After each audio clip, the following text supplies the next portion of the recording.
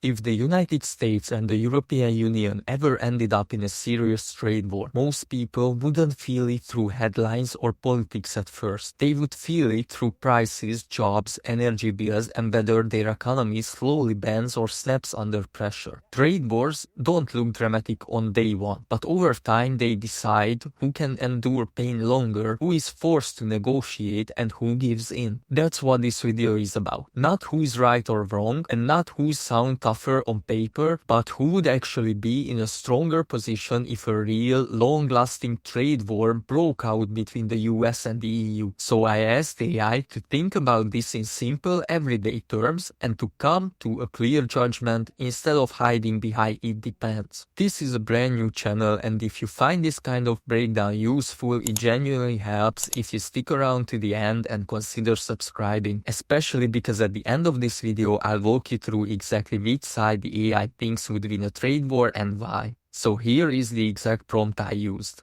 Write a single, clear response in a normal everyday language without bullet points or lists. Research the current trade war situation between the US and the EU first. If the United States and the European Union ended up in a serious trade war in 2026, which side would realistically be in a stronger position over time and why? Focus on simple things like economic size, dependence on export and imports, energy and resources, political unity, currency and debt, and how trade wars have played out in the past. Avoid technical jargon, politics or moral opinions and finish with a clear overall judgment rather than a neutral "it depends." And this was the answer the AI gave. Right now, the US-EU trade relationship is tense but not all out in a constant way. After fresh US tariff moves on steel and aluminium announced in early 2025, and EU preparations for counter-tariffs, the two sides also reached a mid-2025 trade deal and then a framework aimed at keeping some big disputes from escalating, especially around digital trade rules and cooperation on sensitive supply chains. As of January 2026, however, the risk of a sharper break has risen again, with reporting that the EU is actively preparing large retaliatory tariff packages and even considering its anti-coercion tool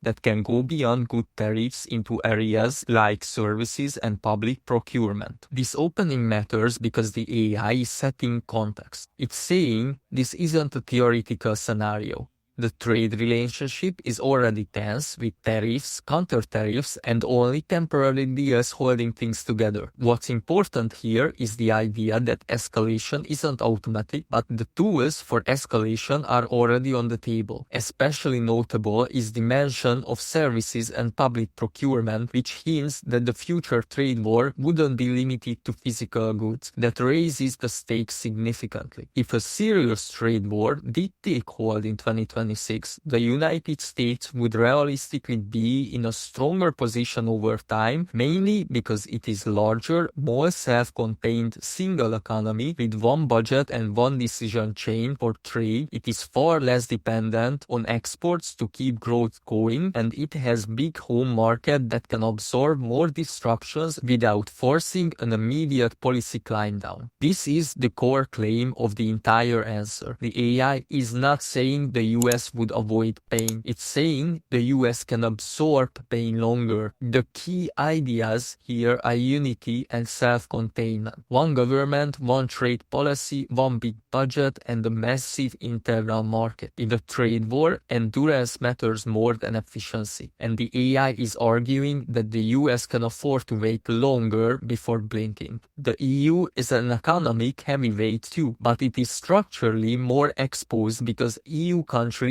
rely heavily on exports and tightly integrated cross-border supply chains, so tariffs can ripple through production faster and hit growth and jobs more directly, especially in export-intensive sectors like autos, machinery, and chemicals. Here, the AI explains the EU's vulnerability. Europe is highly efficient but also highly interconnected. The efficiency becomes a weakness when tariffs disrupt supply chains. When production spans multiple countries, tariffs don't just hit one company or one sector, they cascade. This makes economic pain show up faster and more unevenly across member states, which can create internal political pressure. On energy and basic resources, the EU has improved its resilience compared with earlier years, but it still tends to be more sensitive to price spikes and supply shocks than the US, which matters in a drawn-out trade conflict where costs and inflation become part of the pressure.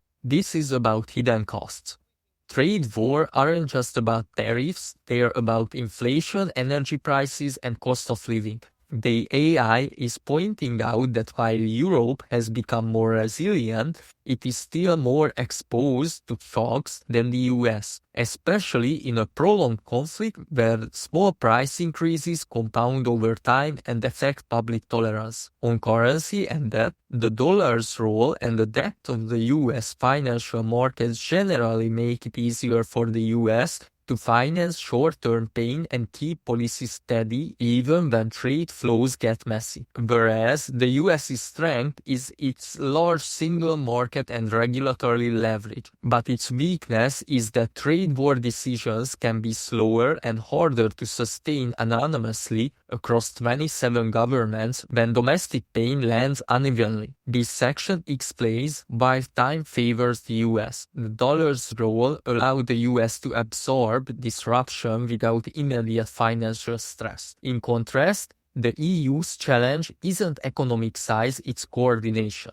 When pain hits unevenly, unity becomes harder to maintain, and trade wars reward consistency more than consensus. Either way, if this breakdown is useful so far, subscribing helps me keep making videos like this, and I would really appreciate the support from you. Now moving on to the AI's historical analysis. Historically, trade wars usually end up hurting both sides and rarely pay for themselves. But the side that is less trade dependent and more unified as a single economic actor tends to last longer and force negotiations from a position of endurance. This is the historical lens. The AI isn't claiming trade wars are good, it's saying they are wars of endurance. The side that can tolerate losses longer tends to shape the outcome. This frames the conflict less as a winner-takes-all battle and more as a test of patience and structural resilience. The EU does have one important pressure point: services,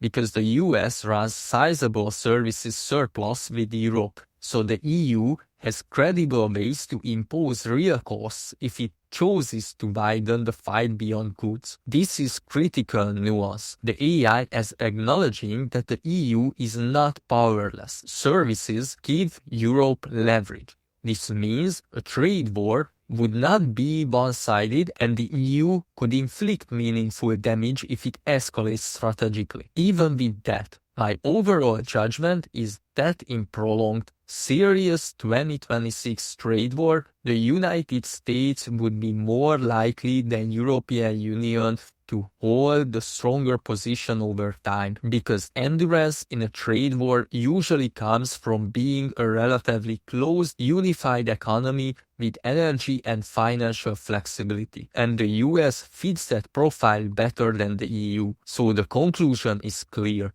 The AI is not saying the US would win cleanly or the EU would collapse. It's saying that in a long, grinding trade war, the advantage usually goes to the side that can absorb the pain longer, stay unified, and avoid internal fractures. According to this analysis, that side would more likely be the United States. That doesn't mean a trade war is inevitable, and it doesn't mean it would be rational. It simply means that if one did happen, structures matters more than slogans. That's what this channel is about. Asking AI difficult questions about the world we're heading into and then slowing down to understand what the answers actually imply. If you found this interesting, consider subscribing and let me know in the comments which side you think would really crack first in a US-EU trade war and why. Until next time.